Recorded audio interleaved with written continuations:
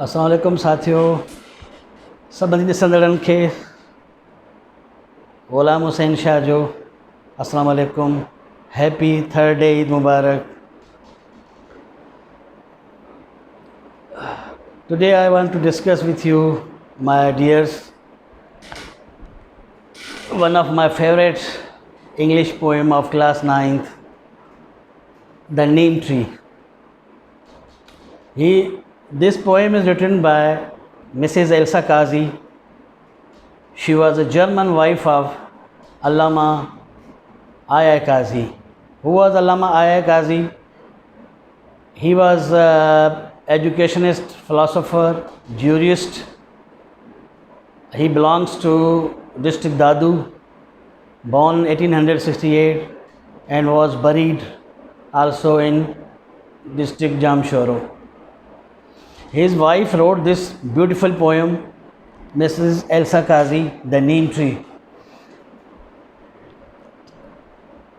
One thing I want to share with you, that lesson, the poem must not be read like a lesson. कि lesson की तरह इसको नहीं पढ़ना है, इसको रिदमेटिक स्टाइल में पढ़ना है।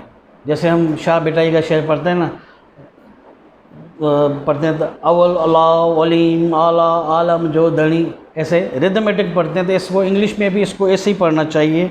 जैसे अभी तो मेरे पास अवेलेबल नहीं है वो लाइंस वगैरह, तो रिदमेटिक स्टाइल हो, लेसन वाइज ना हो। एंड वन थिंग मोर, कि इसकी जो रेफरेंस और कॉन्टेक्स्ट जो होगा द नीम ट्री का, वो बच्चों के लिए ख़ास तौर पर तो वो तो सेम ही होगा। रेफरेंस में हम जब पेपर में सवाल आए, फर्स्ट स्टैंजा आए 9 लाइनों का या सेकंड स्टैंजा आए 2 ही स्टैंजा आए इसी में, तो हम रेफरेंस में तो वही चीज़ लिखेंगे दोनों स्टूडेंट के स्टैंजा के लिए कि these lines have been taken from the poem the neem tree written by mrs Elsa Kazi. Context भी दोनों के लिए सेम होगा। कॉन्टेक्स्ट का मतलब ये होता है कि ये चीज़ किस सब्जेक्ट के बारे, किस फ़िलासफ़ी के वो शेयर कर रही है इस पोएम की। तो कॉन्टेक्स्ट के लिए हम लिख सकते हैं self sacrifice, endurance, patience and bravery, the highest aim of life. This context must be same for both, first stanza के लिए भी और सेकेंड स्टैंजा के लिए भी। Then we have a central idea, then we will write the explanation। थोड़ी सी little change होगी एक्सप्लेनेशन फर्स्ट स्टैंजा के लिए। फर्स्ट स्टैंजा के लिए विषय होगी बाबा, the people who come under its tree they forget their sorrows and pen.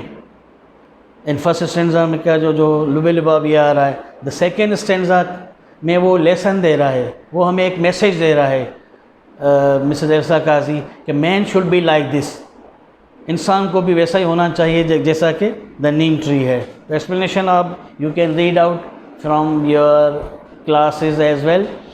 And then we have a central idea. The central idea ये है होना चाहिए कि वन लाइन में आपको बता दूं, the aim of life should be for happiness of other. We have to make others happy. This is the central idea of this the neem tree. Moreover, summary आप इसके अगर बनाना चाहें तो उसका लुबे लुबाब ये है, the poetries wishes that, the poetries जो शायरा है वो ये ख्वाहिश रखती है, wishes that man should come out with courage and commitment. एक बंदे को, एक आदमी को इस इरादे के साथ, एक हिम्मत के साथ आना चाहिए टू सेव सफरिंग पीपल, जो दुखी इंसानियत की खिदमत करनी चाहिए।